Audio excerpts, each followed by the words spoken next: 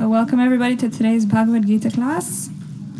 Today we're going to be reading from the Bhagavad Gita as it is, chapter 2, entitled Contents of the Gita Summarized. So in this chapter, Lord Krishna is summarizing most of the contents of the Gita. Chapter 1 started off with Arjuna being perplexed on the battlefield, and then he turns to Krishna for advice. And then in this chapter, Krishna gives so much nice, valuable wisdom to Arjuna when he's in the perplexed about his duty in life. So these instructions are also very valuable for all of us, because many of us, we also face perplexities in life where we don't understand what our duty is. So Krishna gives nice instructions, starting off with what our identity is. In order to understand what our duty is, first we need to understand what our identity is. So Krishna starts by explaining what our true identity is in this chapter. And so today we're going to be reading from verse 18. So I'll read the Sanskrit, and the Sanskrit's up on the board, so you can all repeat after me. Antavanta ime deha Nityashokta sharirina Anashino prameyasya Tasmad yudhyasva bharata Antavanta ime deha Nityashokta sharirina Anashino prameyasya Tasmad yudhyasva bharata Antavanta ime deha Nityashokta sharirina Anashino prameyasya Tasmad yudhyasva bharata. Would anyone like to recite the verse?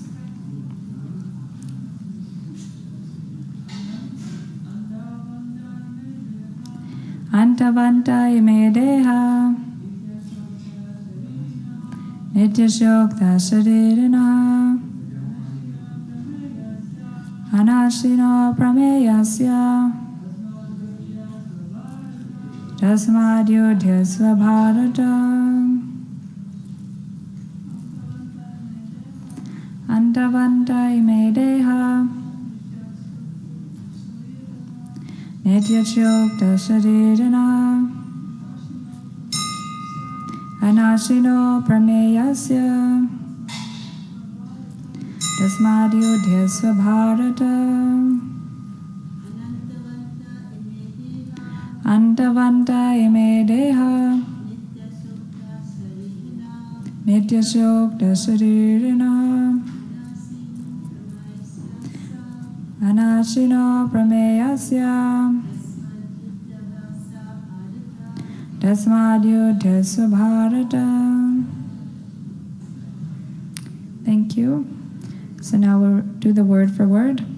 Antavantaha, perishable. Ime, all these. Deha, material bodies. Nityasya, eternal in existence. Ukta, are said. Sharirinaha, of the embodied soul. Anashina, never to be destroyed. Aprameyasya, immeasurable. Tasmat, therefore. Yudhyasva, fight. Bharata, O descendant of Bharata. So now I'll read the translation and purport by His Divine Grace Srila A.C. Bhaktivedanta Swami Srila Prabhupada Ki. So please pay attention and try to think of something that resonates with you, then after you can also share it with everyone. Because somebody else was actually supposed to give this class, but they didn't come. So I'm also reading the verse for the first time. So let's try to put our minds together to bring out the meaning of this verse together. So the material body of the indestructible, immeasurable, and eternal living entity is sure to come to an end. Therefore, fight, O descendant of Bharata. Purport. The material body is perishable by nature. It may perish immediately, or it may do so after 100 years. It is a question of time only. There is no chance of maintaining it indefinitely. But the spirit soul is so minute that it cannot even be seen by an enemy, to say nothing of being killed. As mentioned in the previous verse, it is so small that no one can have any idea how to measure its dimension. So from both viewpoints, there is no cause of lamentation, because the living entity, as he is, cannot be killed, nor can the material body be saved for any length of time, or permanently protected.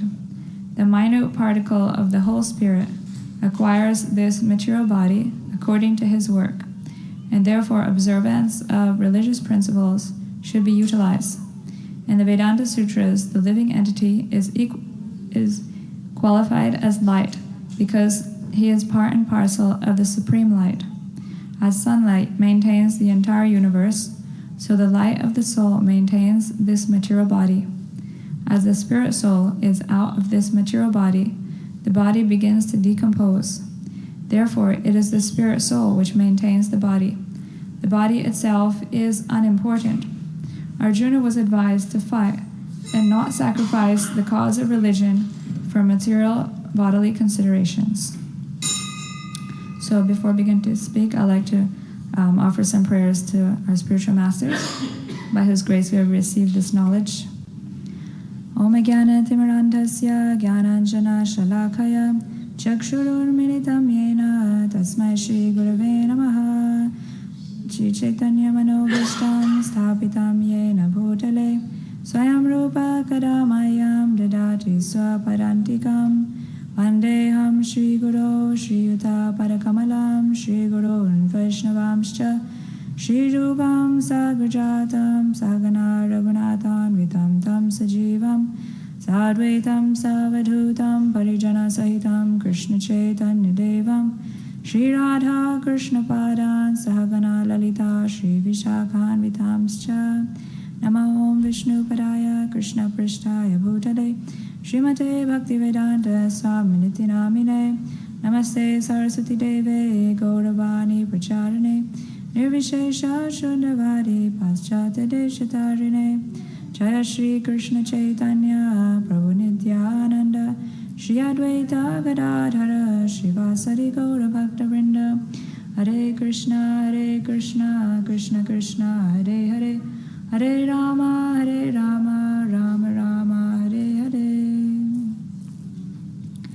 So I'll read the verse once again. The material body of the indestructible, immeasurable, and eternal living entity is sure to come to an end.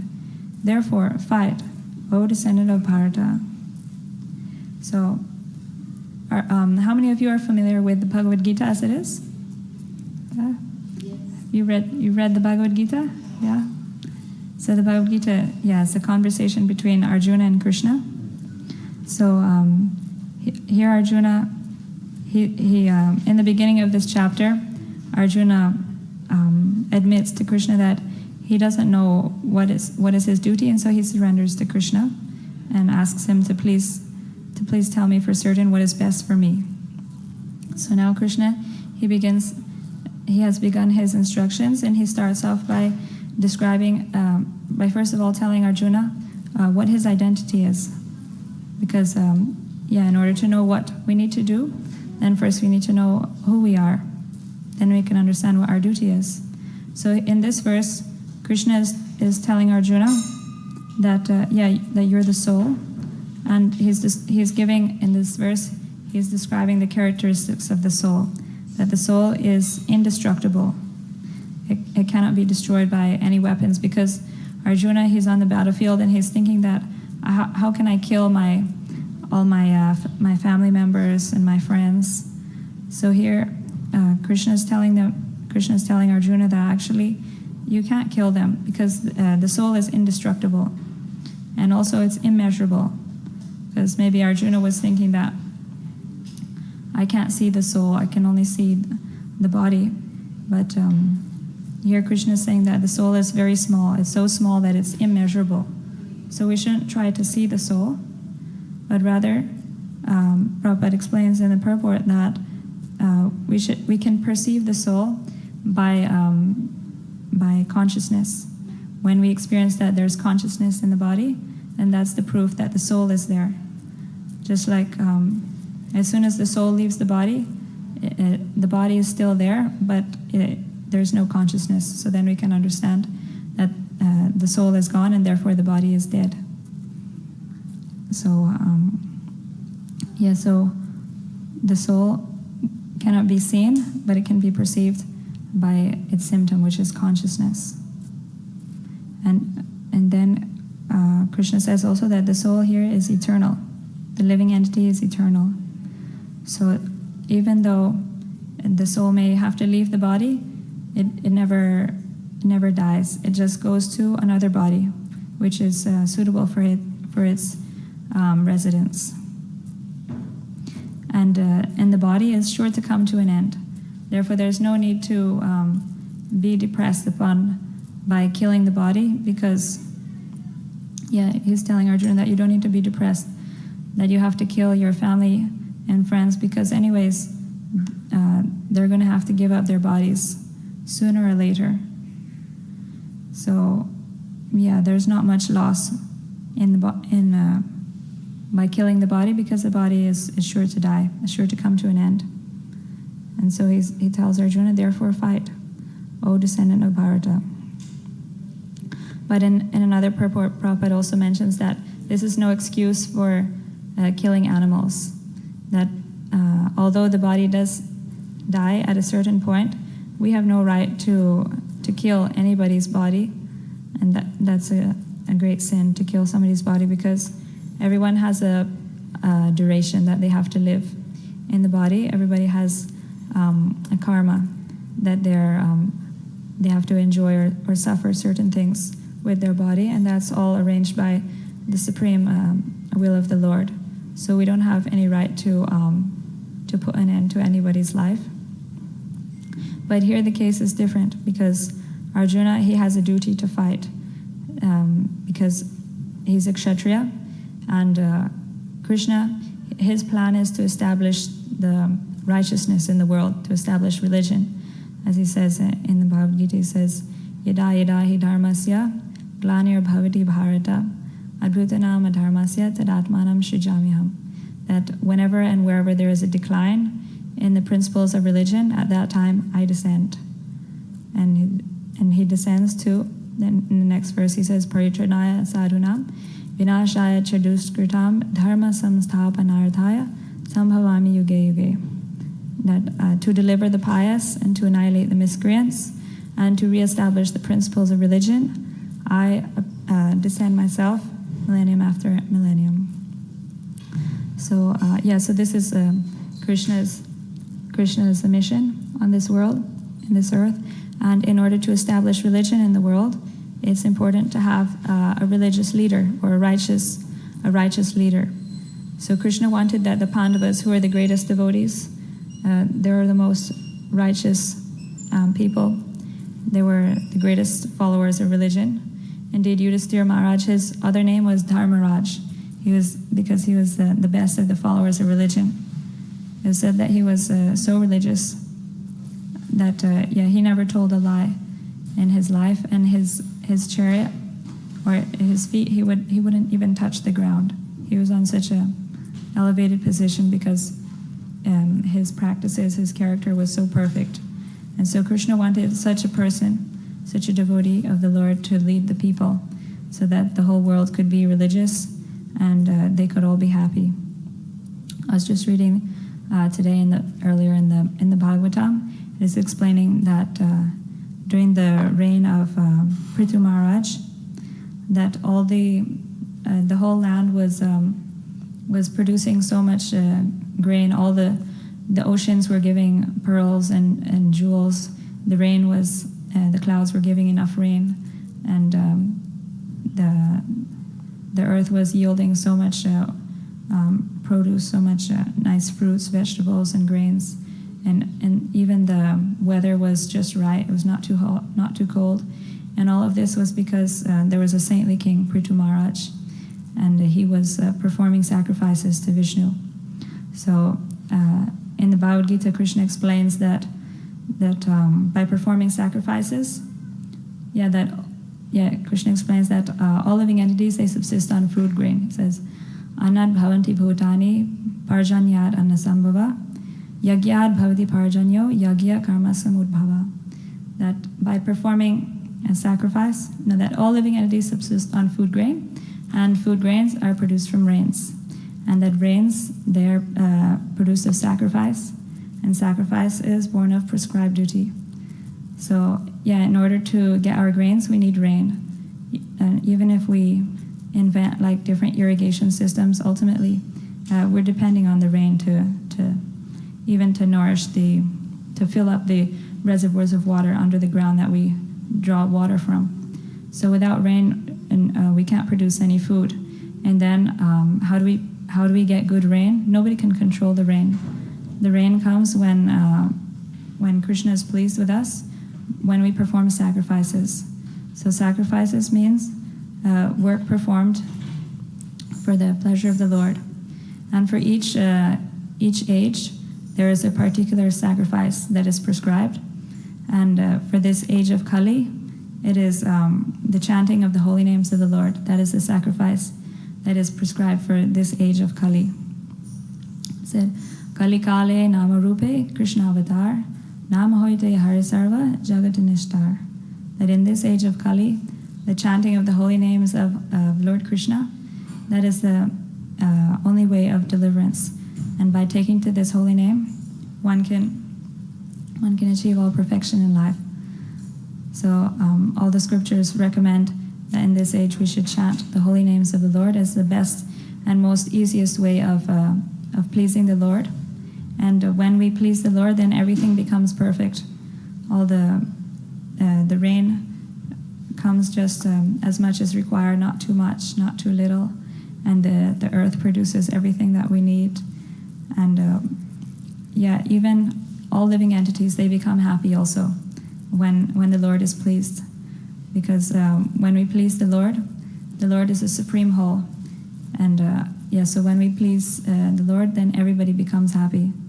There's a nice verse in the Srimad Bhagavatam. It says, Yathatarormulanishechanena tripyanti tatskanda bujo bhajaka pranopahara chayatandriyanam tathaiva sarvarhanamachyutejam. That the Supreme Personality of Godhead, it starts off by saying that just as by putting food into the stomach, all the parts of the body, they become nourished. And just as by watering the root of the tree, all the different branches and leaves of the tree, they become nourished. So similarly, by rendering devotional service to the Supreme Lord, all the demigods and everyone else, they become fully satisfied. So this is the prescribed process that Krishna recommends to Arjuna in the Bhagavad Gita. He says that we should do our duty, but we should do it for the satisfaction of Vishnu. And by offering all of our results to Krishna, then that's the way we can attain perfection in our human form of life. So I think that's what I have to say for this verse for today. So would anybody like to add anything or have any questions?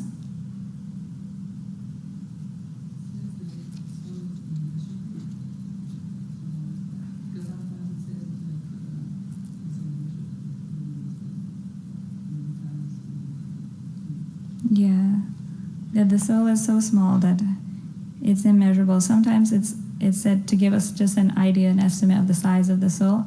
They say that if you take like the tip of the hair, or like, you know, the point, the space occupied by a pinpoint, and you divide that in by 10,000, that's the size of the soul. So we can understand how tiny the soul is. Basically, it's immeasurable. That's what it's saying here.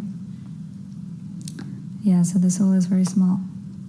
But because it's a part of Krishna, it's the same in quality as Krishna. So even though it's very minute, it still has the same qualities as the Lord, just in minute portion. So the soul also has great power, even though it's very small. And actually it's limited by this material body.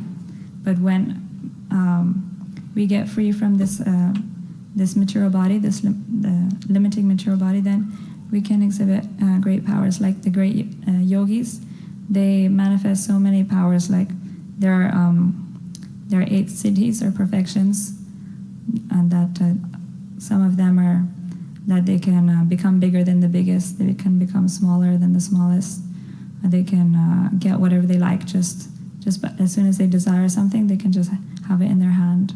They can control people and all these different things. So the soul has great power. We just need to uncover it by different process. There are different processes of uncovering the soul's power, and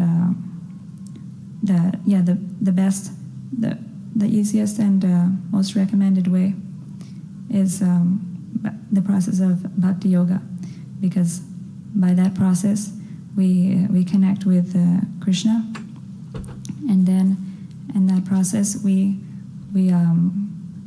give up this material body and we attain a spiritual body, which is also the same in qualities with the soul. So it never becomes old, it never becomes diseased, it never dies, and that is our natural position. And with that body we can do wonderful things. We never have to suffer. So that's the goal we're trying to attain. Does anybody else have any questions, comments?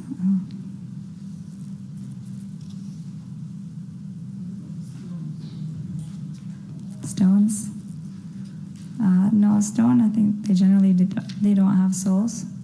Although there is mention in the scriptures of mountains who are personalities, like in Vrindavan there's a mountain called Govardhan Hill. So that's a personality.